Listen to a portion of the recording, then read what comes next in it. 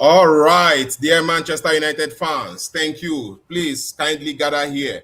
I'm sorry for the technical difficulties that happened earlier on. It was beyond my control, but then we have just managed to sort that out, and we are back. Our discussion we were having was about Harry Maguire, Diogo Dalot, Luke Shaw, Manuel Ugarte, and Mason Mount, and we were discussing categorically how Manchester United should be moving in the summer transfer window, because I think that Manchester United needs to move on from a lot of these players. We need some a breath of fresh air. We need new kind of faces at the club, and with fresh energy. Because one thing is certain here: these players have been at the club for quite a while now, and until now, we have not been able to. We have not been able to utilize whatever it is that these players got to offer, right? And oftentimes, yeah, we've talked about how we should be letting so many players go because Manchester United is looking on going on a different trajectory. We understand very well that players were supposed to leave Manchester United this summer while Ruben Amorim was still the manager, right? We were talking about transitioning. We were talking about growing the club in another form, another way, another dimension. All of these things were prevalent when Ruben Amorim was at the club. Now, with Michael Carrick as an interim caretaker coach, caretaker coach, this guy, we are also going to still look at the opportunities for Manchester United to do business going forward, because it is very, very clear that we need to make sure that we get in players, formidable players that will come in and give Manchester United what we have not been able to get from these players.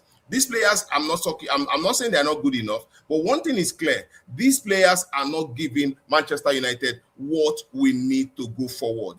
Mentality is very important. It is key at actually going for the title. Mentality, positive mindset, mentality, togetherness as a family. This is very important for Manchester United going forward in the Premier League season. So with this, these are the players that we need to get out of this club. This is personal, this is my opinion, and I would want you also to actually give me your own opinion or your own views on how you see all of these players at Manchester United. First off is Harry Maguire. Harry Maguire has been at the club for a very long time. He is one of the leaders of the club. He is one of the players who is a first team player. But we know that with Harry Maguire, Manchester United fall short a lot of times. We know this is very, very listen. Harry Maguire offers us loads of experience, right? He's been in that position. He's played it for a lot of time. He offers us loads of experience. But then when we look at Harry Maguire properly as a defender in modern day football, he lacks pace for the Premier League for Premier League defender. For a Premier League defender, he lacks the pace, and I don't think that Harry Maguire is technical and very, very has that footballing IQ to be at places where we want him to be. Most of the times, Harry Maguire is prone to error. We saw that in his first few years at Manchester United, where he was actually one of the reasons why Manchester United conceded loads of goals. He was actually very abysmal in those years, and that actually tells of he showed on Manchester United. I will commend him for his ability to have come back, his ability to have actually stood firm, come back and give Manchester United what we needed from him. But on the long run, Harry Maguire is not that player that Manchester United can rely on. As fans, we cannot rely on Harry Maguire to deliver a trophy for us, because he's not that defensively disciplined or defensively astute as a defender. We know that you can boycott him. We know that you can turn Harry Maguire around. We know all of these things, and this is a player that will be running out of contract by the summer of 2026. And if for anything, Harry Maguire needs to stay back at Manchester United before beyond 2026, then Harry Maguire should be getting a pay cut. That is for me. He should be getting a pay cut. We cannot be paying Harry Maguire huge sums of money every week, and Harry Maguire comes underperforming in most of the games. We look at Lisandro Martinez. He's come in from injury, and he's giving us the best part of football we've seen from defenders. Lisandro Martinez came back from injury, and he's been excellent. He's been a modern day defender, a ball playing defender, being able to run. He has the speed. He actually pocketed Erling Haaland in the game between Manchester United and City. Look at a player like Lisandro Martinez, a player like Erling Haaland, over in 6 different meetings. Lisandro Martinez has been able to pocket Erling Haaland. These are the type of defenders we Manchester United fans are looking forward to. I'm not discrediting Harry Maguire in any way, but I think that it is time for Manchester United to move on from Harry Maguire. It is very important if Manchester United is going to be competing in different leagues, in different competitions. Let us look at Manchester United next season. We qualify for the Champions League. We are playing the Carabao Cup. We are playing the FA Cup. We are playing in the Champions League. And then we are still playing in the Premier League. These are 4 different competitions. And Manchester United needs squad depth with experience. So if Harry Maguire would be staying back at Manchester United, or for me, I would want Harry Maguire to be getting a pay cut instead of we paying him over 300 grand a week for the kind of performances he put for Manchester United. For me, I don't think that Harry Maguire is that defender that can lead Manchester United into a league title. That is it for me. And then let us look at also another player that I am keen and looking at will be Luke Shaw. Luke Shaw has stayed at the club for a very long time also, and he has been unreliable. We cannot rely on Luke Shaw to deliver for us because he is always injured every time. Luke Shaw, it is a surprise to a lot of Manchester United fans that Luke Shaw has been fit this season. It is actually a surprise for loads of Manchester United fans that Luke Shaw has given us the amount of game he's given us this season. The premium Luke Shaw we know would have sat it out. He would have been injured by now. He would have been out there, in facilities, maybe trying to recover or maybe going through surgery and all of that. But look at Luke Shaw today. He's been very active for Manchester United. And for me, I still put it down to taking a pay cut if they have to stay at Manchester United, or farewell, they leave. Manchester United needs to invest in the transfer market and bring in players with the right mentality, the right profile to play for Manchester United, because you know how the league is. The Premier League is a very physical and pacey league, and we need physical and pacey players on every part of the field. Look at what Arteta is doing. Arteta have very strong defenders playing right back, playing full backs, very strong central defenders playing fullback. Julian Timber at Ajax was a central defender, and he's coming to Arsenal, and he's playing as a number 2, I've been number 3. And this is something a lot of managers are beginning to do, because now when we talk about the art of defending, you know that you can get in a player that is ready to defend as well as attack. And in that light, we look at Luke Shaw. Luke Shaw goes into serious tackles, and he's the one injured, and he's the one to go out, right? And this is not going to continue for Manchester United, right? In as much as Luke Shaw has given us loads of his time this season, there is one thing is clear: we don't know when he's going to get injured. We are actually skeptical. We are looking at it and we are scared. This guy shouldn't get injured at this time, because if he gets injured, there is nobody to actually come in. Dogu is injured. If Luke Shaw gets injured, who plays in that position? Who comes back to fit in? Probably, maybe we might just see Lisandro Martinez slot into that position. But this is why we need players. This is why we need squad depth. When Lisandro Martinez is making a very huge claim for himself in playing that left side of the center back, right? Then we have to get in players. We have to look at the profile of players who are not readily injured, players who are not quick to sit down on the bench because of their injured. No. Now, let us look at this guy. What is his name? Diogo Dalot. Diogo Dalot is one of the oldest players at Manchester United, right? And when we look at what he brings, we can actually say that he's that humble player that gives everything to a manager, right? But then his technicality is poor. His crossings are poor.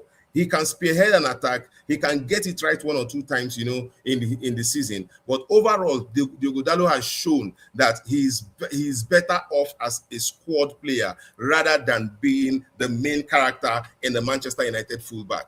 So for me, I think that we just have to move on. These players actually, if they are not taking pay cuts, they have to leave the club. That is it for me. If they are not taking pay cuts, then players like Diogo Dalot have to leave Manchester United. That is, for me, that is the best thing that would happen with Manchester United. Diogo Dalot, Harry Maguire, Luke Shaw. Manchester United needs to go into the market and bring in experienced players and also very good players to come play for Manchester United. These players have stayed at the club for a very long time. They have offered little or nothing, but we cannot discredit them. We are going to give them their flowers. We are going to give them their thumbs up. They won the FA Cup with us. Yes, they won the Carabao Cup with us under Eric Ten Hag, and they've been there, when Manchester United has gone down the drain. I would say that some of them were responsible for Manchester United abysmal performances in the past. But then this is a time where we are getting in a different manager, and if we are bringing in a different manager, we are looking at this manager, looking at signing the players that fits his philosophy, that fits his ideas, and all of that, translates his ideas better on the pitch. And if we are going if we are going by that, these players shouldn't be at the club anymore. Mason Mount is injury prone. Mason Mount is injury prone. We know the quality Mason Mount possess. We know we know what Mason Mount can do. But then Mason Mount is readily injured. Before he kicks the ball, he is injured already. And this is for me, this is a problem. And this is something Manchester United needs to look at, because we should be moving on from player like Mason Mount. We should be moving on. Mason Mount should go in the summer. He has not given us anything to hold on to. So I think that Mason Mount is better off being sold in the summer, right? Manchester United can invest that money. And one more thing I need to let you know is that all of these players are actually on huge salaries, and we'll be saving loads of money if we actually let these players go. We'll be saving loads of money and salary, because the thing is clear. The other players that will be coming in, we are not paying them as much as 200, 300K. You get? We are not paying them as much as that. So it is clear that these players are on huge salary, but they are underperforming, and we need to let them go. Manuel Ugarte is one player that has refused to pick. He has refused to pick. He has refused to get on the bus. He is actually a passenger for Manchester United. Every time he comes in, Manchester United concedes a goal. Every time we've seen Manuel Ugarte play for Manchester United, he's not giving anything that can actually make us say, oh, you know what, this player is actually a good player. And if you look at him at PSG, he was nothing close to being a first team player. And I wonder how Manchester United went out to get a player like Manuel Ugarte to come play for a club as huge and as historic as Manchester United. No disrespect to Manuel Ugarte. I think for me, Manuel Ugarte is quite good enough player to play in the mid-table teams. Yes, he's good enough to play maybe Aston Villa, maybe play in France for Nantes, or But for Manchester United, with the demands that we have at the club, I don't think that Manuel Ugarte is that kind of player that would succeed at Manchester United. This is one thing I am actually pretty sure about. Manuel Ugarte cannot survive at Manchester United, because he has low football IQ.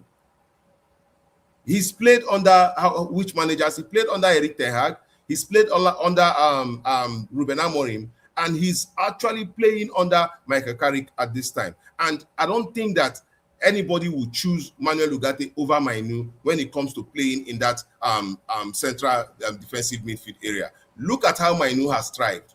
Mainu is a younger player, but we know that the system of Ruben Amorim did not fit him. We know that the demands of the Ruben Amorim system were going to affect Mainu negatively. And now a manager that understands how Mainu plays, it has come in. How come Manuel Ugarte is not fitting in? He is not getting into any of these systems. He did not get in with Eric Ten Hag. He did not get in with Ruben Amorim. He's not getting in with Michael Carrick.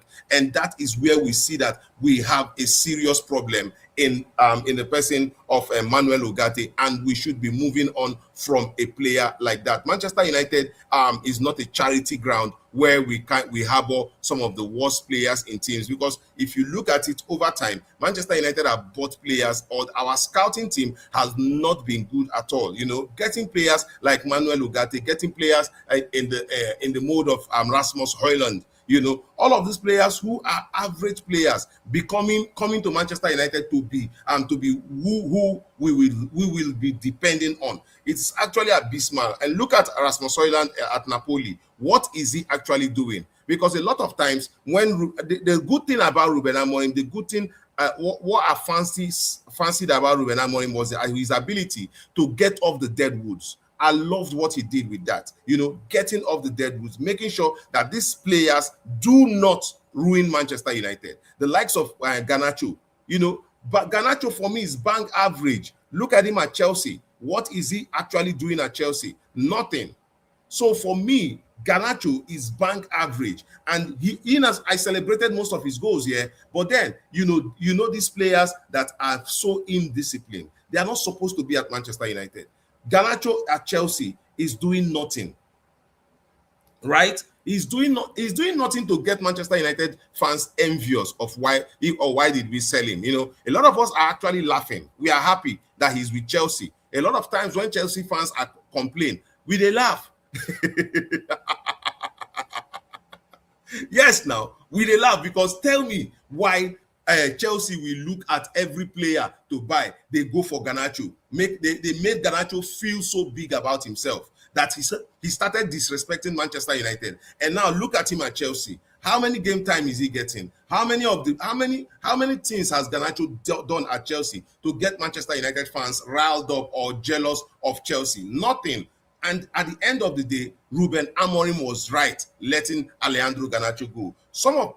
A lot of people have talked about Ruben Amorim letting Marcus Rashford go was a very bad idea. But we can see Marcus Rashford was not ready to play for Manchester United anymore. He wanted a different experience. Ruben Amorim got it right with Marcus Rashford. He got it right with Alejandro Garnacho. He got it right with Anthony. He got it right with all of the players he told to leave the club, because at the end of the day, these players were not actually being something for Manchester United. No, they were not. These players actually did not give Manchester United loads to be happy about. The likes of Anthony, the likes of Garnacho, they did not give Manchester United too much to be happy about. And Ruben Amorim was spot on letting them go, because at the end of the day, I'm looking at the crop of players we have now. They are more in tune with themselves. They are more looking at themselves, and they are working for each other, right? This is something we love to see at Manchester United, right? The likes of Bruno Fernandes, Kobe Mainu, Casemiro, who, by the way, is leaving this at the end of this summer. And we will talk about Casemiro. Who do you think will be able to replace Casemiro? But then let us finish our analysis on these players we have on our screen. Like, if you look at it, Ruben Amorim got all of the players he asked to leave right. And now I knew that Ruben Amorim was going to let most of all of these players on this screen go. The likes of Dalot. Dalot is the player that gives everything to the coach, but then his IQ actually is very poor. Manuel Ugarte has very low IQ, not a player that you can rely on. Every time that Manuel Ugarte comes on the pitch, Manchester United concedes a goal. It is prevalent. He is a very bad decision maker with the ball. And off the ball, he does little or nothing. He can barely track a player and catch that player. And he was called the destroyer. And at Manchester United, I am actually being very honest. He did not destroy anything. We did not see him save us. We did not see him clamp down on players, stop transitions, stop attacks and all of that. No way. Actually, we saw Manuel Ugarte becoming second every time he's chasing a player. He's always running behind the player. He's always second. Nowhere has Manuel Ugarte actually shown us that, yes, this is what I can do. Listen, with Marcus Rashford, he showed us in the 2022-2023 season that I could be a world-class player. He showed us, players like Mason Mount has showed us what they can do.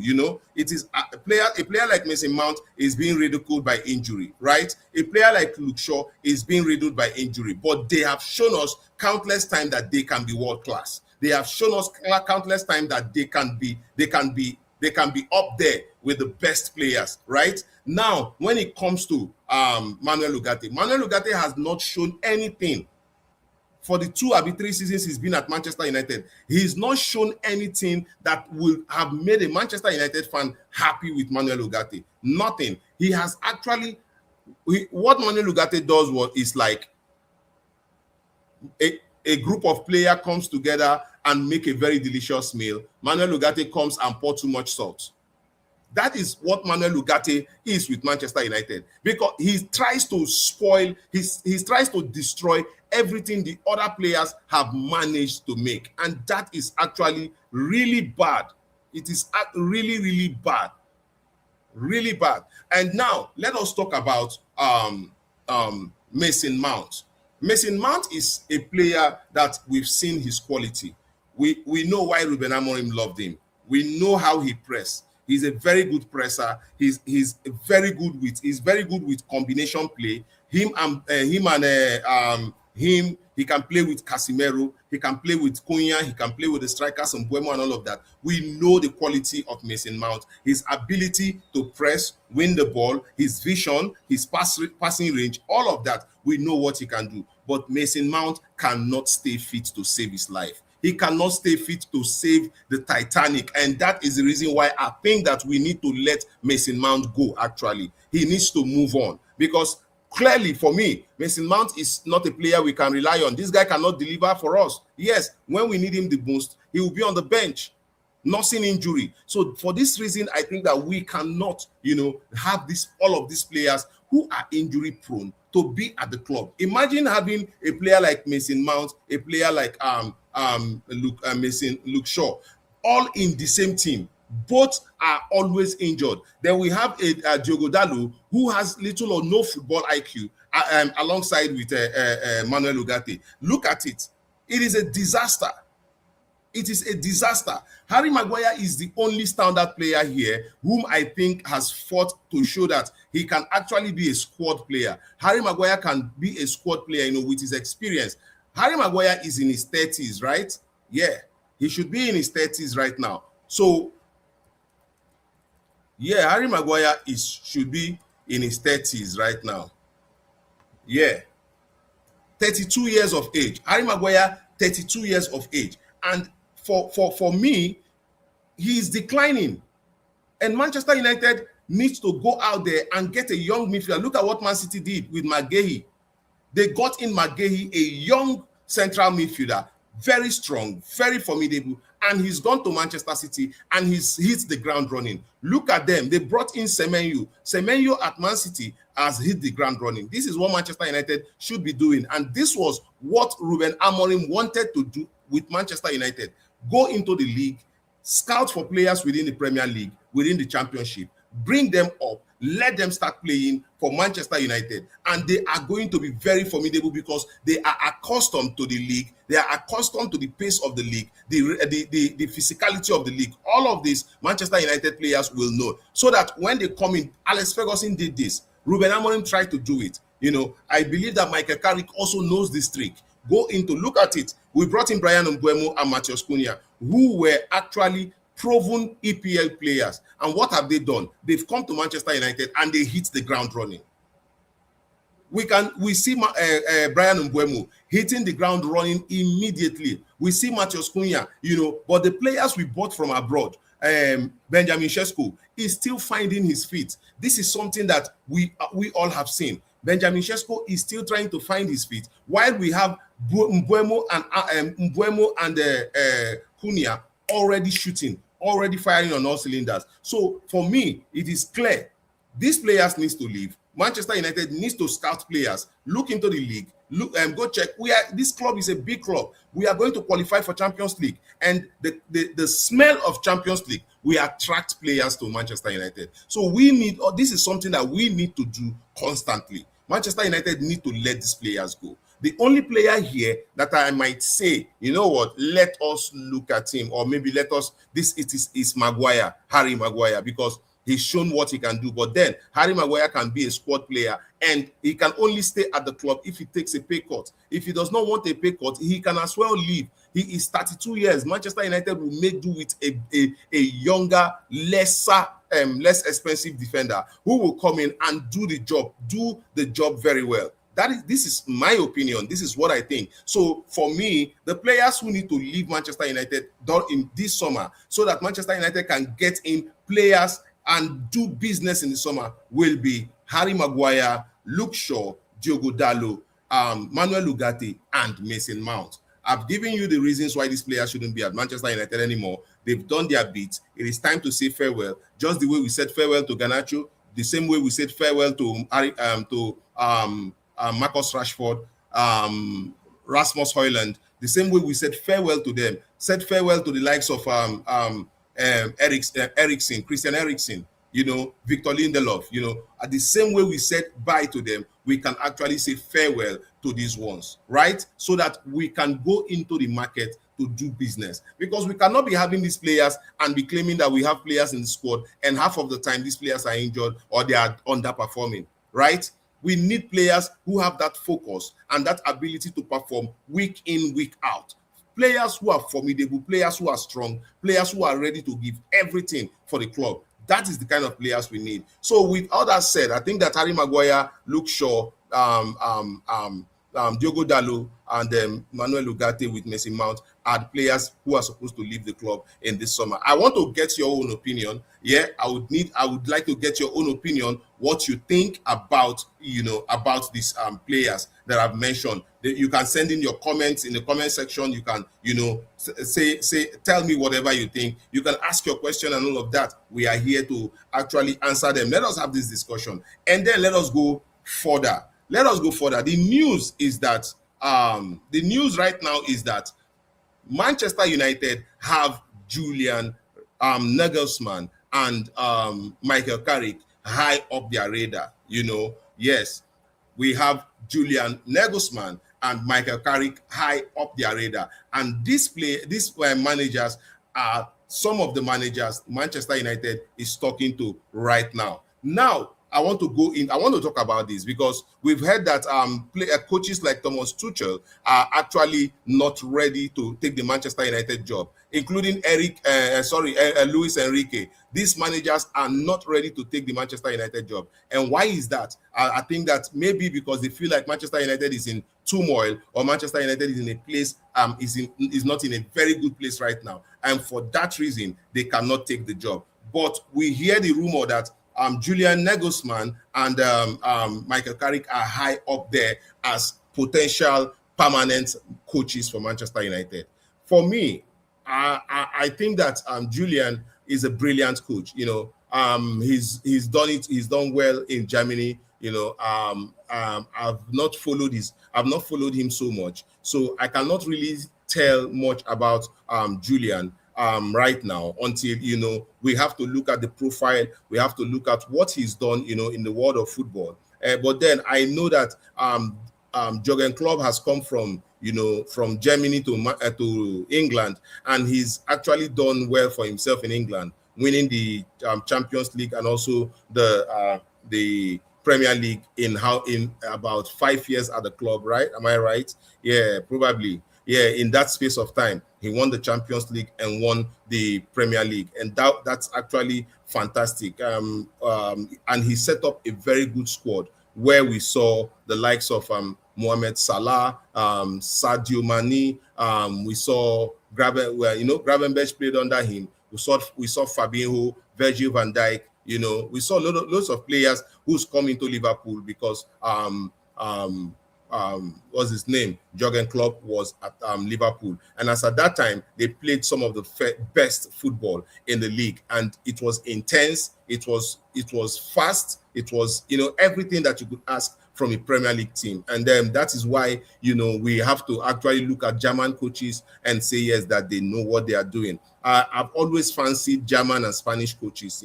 I think that they are very, very formidable, and they are very, very they are football IQ and management skill, I think, is very high. The Portuguese and the German managers. I think the German manager is about discipline. I think that they are very, very high on discipline, a German manager. And I think that, they groom their players like soldiers, because I remember the time we call them German machines. They are always running. They have a structure to how they want to play football. It might not be very fanciful, but then the structure stays there, and it's the result that matters, right? And this is why I would not readily rule out Julian Nagelsmann as a potential coach for Manchester United, because looking at what other German coaches have done, I think that he needs. We've seen Joachim Low. We've seen what's his name? We've seen some very, very good managers from Germany, do very fantastic job, even in the World Cup, right? So for me, I would not readily rule out Julian Nagelsmann. But then looking at Michael Carrick, I would say this clearly, that the reason why I know Michael Carrick now is because he's been the interim manager at Manchester United. And in the 5 games he's played, he's given Manchester United some form of belief. And this is a very important thing to look at.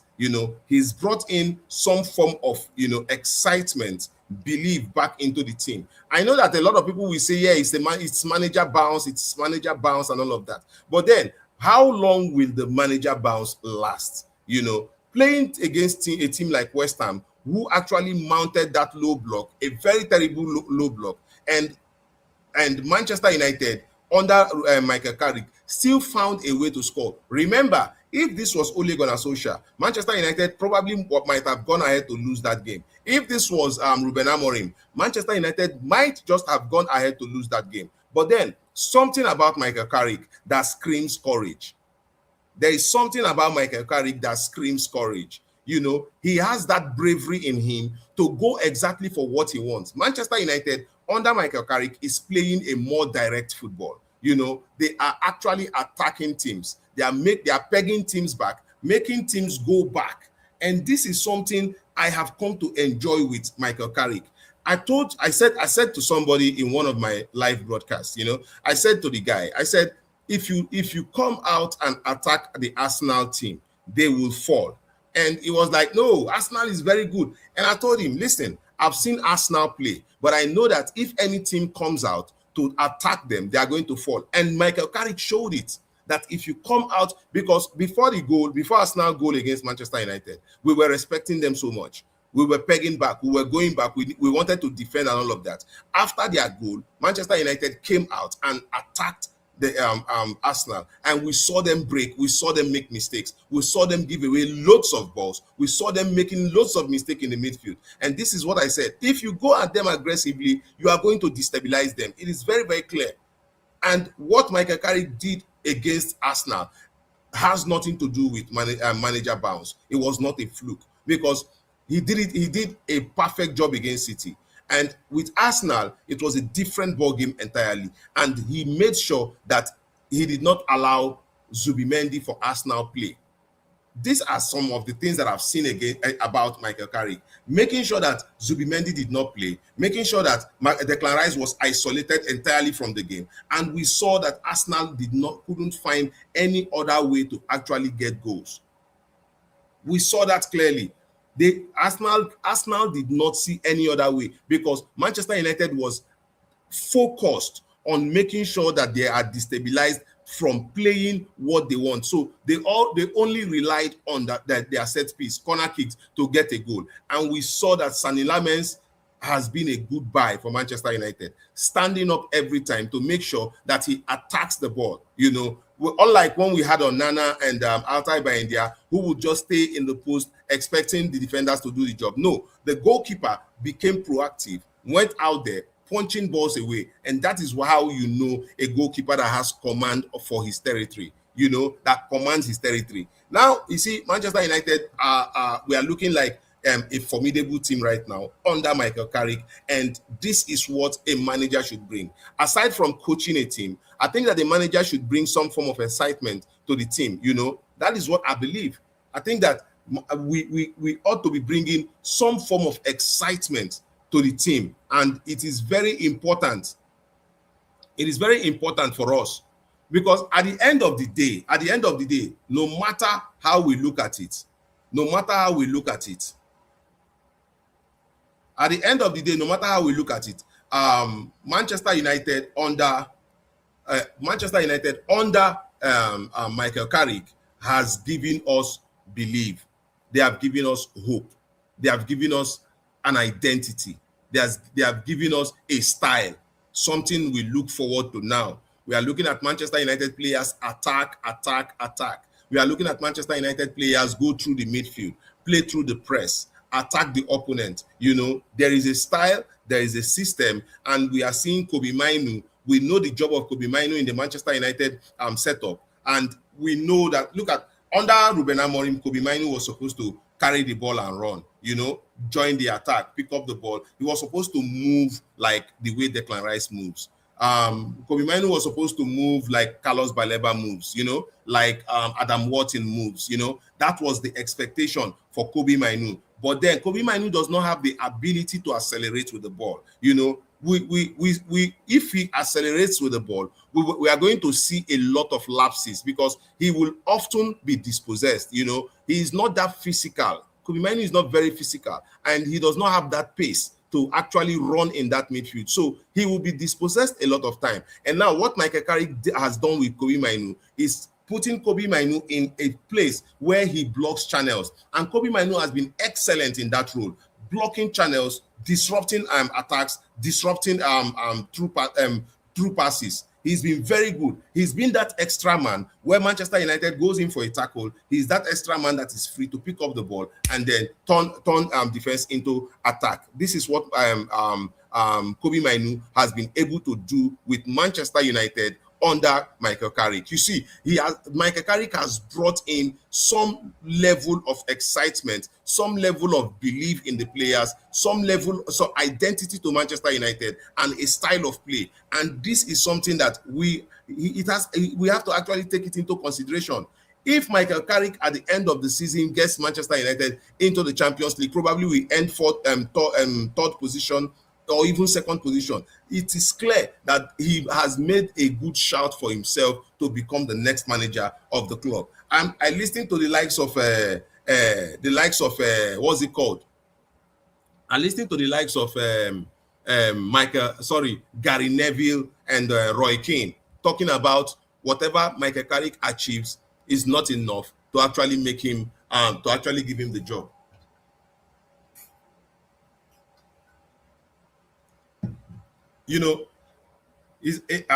Michael Carrick said it, that whatever it is, Gary Neville said it, whatever it is that Michael Carrick achieves as the interim coach is not enough to give him the job. And I wonder why. If we don't take chances on the young managers, how are they going to become world class? Somebody took a chance on Pep. Somebody took a chance on Zidane. Yes, somebody took a chance on Luis Enrique. So these managers, someone had to believe in them and gave them the job, and they performed. Why not give Michael Carrick, if he does well, as an interim manager? Is there a problem there? Do you think that there is a problem to giving Michael Carrick the job as an interim manager? What is wrong with that? Does anyone have a problem with it? Michael Carrick becoming the interim manager for Manchester United. Does anybody have a problem with it? I don't think that anybody will be having a problem with Michael Carrick being an interim manager the permanent manager at Manchester United. I don't believe so. And this is why I think that if he does the job, then he should be able to get it. If he gets Manchester United to qualify for the Champions League, and maybe even if we end fourth, I think that it is quite okay for us, because I think that it's quite okay for us to keep him, because I am very clear that the devil is far, far better than the angel you don't know. We cannot be gambling at this time. When we have someone who has shown promise that he's going to do the job. If this was an interview, let us take this as an interview. Let us take it as an interview that Michael Carrick is actually being interviewed right now. Do you think that he will not pass the interview? Do you think that at this time, Michael Carrick will not pass the interview? That's the question I'm trying to ask. Because, when I hear Roy Keane and the likes of Roy Keane and the likes of Gary Neville talking about how Michael Carrick, whether he does well or not, he is not supposed to be the man for the job. And I wonder why. Why is that? Is this envy or what? Why is that?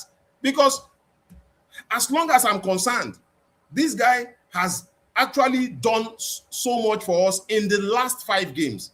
We are unbeaten. We were unbeaten in 4 before he came in. And in 5, we are still unbeaten. And that makes it 9 on the bounce. Manchester United remains unbeaten. And in those games, we won 3 of the, I think Michael Carrick won 4 of the 5 games he's played. That is a fantastic record. Looking at the teams we played, Michael Carrick started off playing Man City. Started off playing against Man City, Arsenal, then Fulham, Tottenham, then West Ham. And in all of this, he kept 2 clean sheets. Yes, he kept a clean sheet against Man City. He kept a clean sheet against Tottenham. 2 clean sheets. Scoring, I think, 10 goals in total. 11 goals. And conceding about 5.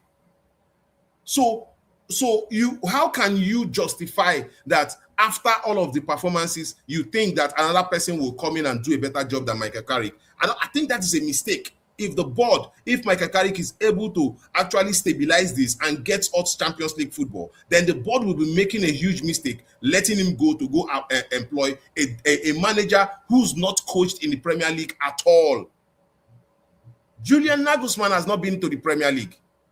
And the report is that he is high up the radar for Manchester, for an interim manager for Manchester United. So if you look at it, I don't think, personally, I feel like it is not rocket science to understand that Michael Carrick might have been the interim manager. He might have actually done this interview and he's passed. And why don't we give him the job? Why shouldn't we give him the job? That's my question. Why shouldn't we give him the job? He's done excellently well for us.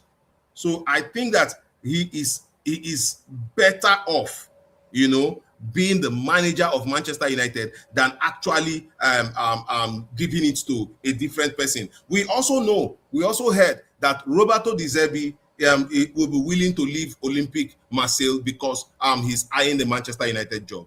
I don't know how true that is, but that is what we hear. He will be willing to leave Olympique Marseille because the Manchester United job is at stake and he probably wants to get involved. And Roberto De Zerbi is a manager that has managed in the Premier League before. Yes, he's been a Premier League manager. So he's been a Premier League manager. Roberto De Zerbi, he's been a Premier League manager, and for me, it makes better sense than bringing in a man who's not managed at all in the Premier League. For instance, if you're bringing Julian Nagelsmann to Manchester United to build a new Manchester United, that is understandable. I would understand it. Okay, he's not coming to continue from what Michael Carrick has done. He's coming to build a new foundation entirely. We will understand that. But if we are actually going to continue, if we are actually going to go on continuity with what is happening at Manchester United, a new manager would actually ruin it. Yes, a new manager will come in with a different philosophy and a different idea, and he would actually start seeing some players as not good enough for him, and that brings a problem. That disrupts the progress at Manchester United. Yes, it would disrupt it. So if Michael Carrick is able to take Manchester United from point A to point B, get us Champions League football, finish maybe third or fourth in the Premier League table, Why can't he get the job? That's my question. Why is Roy Keane, why Gary Neville, why are they saying what they are saying?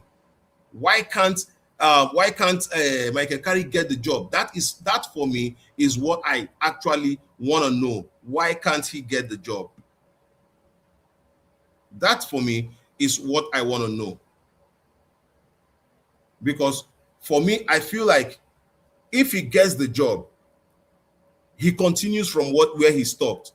And if he continues from where he stopped, he has an idea of where he wants to go to, how he wants to. And remember, Michael Carrick has been a very good servant to Manchester United. He knows the DNA of the club. He's played in the games. He knows what these games means to the fans. He understands it. And now he's so different from Ole Gunnar Solskjaer. And I'll tell you the difference between Michael Carrick and Ole Gunnar Solskjaer. Now, when you look at Michael Carrick, how he's done, what he's done, he's actually become very brave at going all out and looking for goals. Setting his team up in a way that we look defensively solid, astute, and compact. And when we go on the attack, every time we go on the attack, we look like we are going to get a goal. This is something I've seen with Michael Carrick, Manchester United. Every time we are going on the attack, the players are so confident. The build-up is they are so patient with the build-up, looking for cracks. Against West Ham, I thought they were a little bit slower. I thought that, when you have a team that is playing a low block like that, you're supposed to move the ball a little bit faster. When you move the ball a little bit faster, you get the defenders out of their shape. You get them out of their shape. And then you create half spaces where your players can go in and get half turns, all of those things. But I thought that against West Ham we were a little bit slow. We were so slow in moving the ball. But aside from that, every time we went on the attack, it looked like we were going to score because we looked very convincing. All of the players running into channels. Look at the kind of runs players like Ahmad, players like Mbuemo, Bruno, and even Benjamin Sesko does. They sell dummies a lot whenever they are running, and you see them get into those positions where they can score goals, right? Look at Arsenal. They pressed Arsenal and made sure they won the ball from Arsenal that got Manchester United the equalizer. There is happiness in the team and there is a style of play. And under Michael Carrick, all of this is happening. So for me, why can't we just give Michael Carrick the job? So I think that Michael Carrick, for me, stands a better chance of getting the Manchester United job than what's his name? Nagelsmann. I think that Julian Nagelsmann. I think that Manchester United stands a better. Michael Carrick stands a better chance of becoming the interim manager. The permanent manager at Manchester United. That is my take. So I want your own comments in the comment section. Tell me what you think. Tell me what you know about Nagelsmann, or if you believe that Nagelsmann is a better, or if you think a different coach should be coming in. We have loads of coaches out there who will be free in the summer.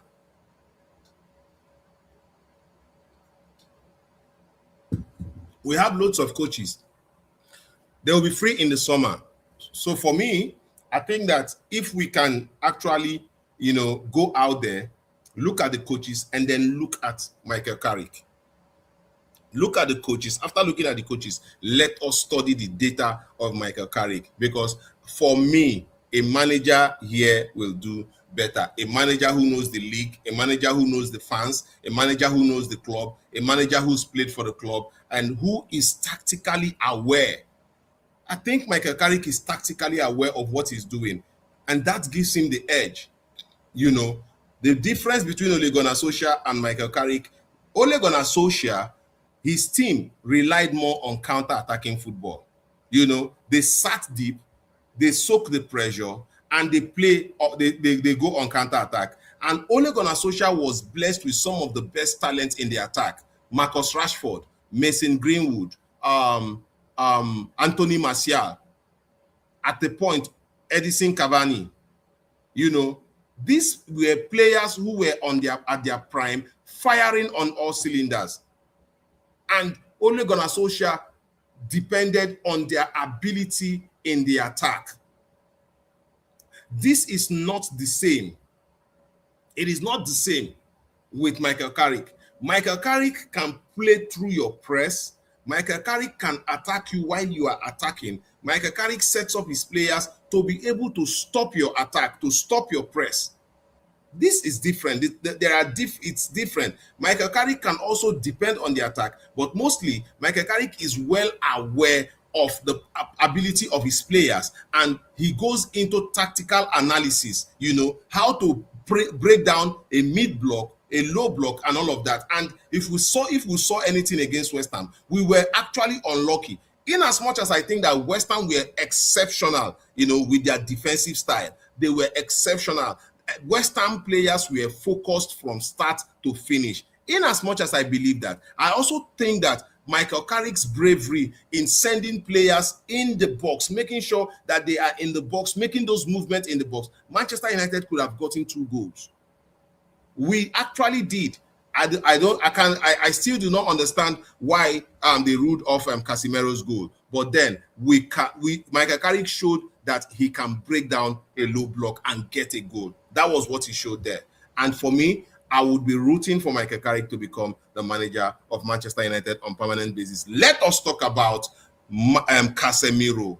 Casemiro has talked about leaving the club, right? He has talked about leaving the club, and Manchester United should be getting other players to replace Casemiro, right? It is something that every Manchester United fan is looking at and hoping who comes in to replace Casemiro in this time. Remember, we have a lot of midfielders in our radar. We have the likes of Carlos Baleba. We have what's his name, Angelo Stiller. We have Adam Wharton. We have Elliot Anderson. We also have Ederson that plays for Atalanta. All of these players are in that radar to come in to come in for Manchester United. Manchester United will be looking at getting at least 2 midfielders in the summer, and these 2 midfielders will be coming in to replace the hard work, the tenacity, the range, the vision of Casemiro. Casemiro has given us some very good moments, So Casemiro has given us very good moments. He's been there for Manchester United. He's played some of his best football. According to Casemiro, he's played some of his best football as a Manchester United player.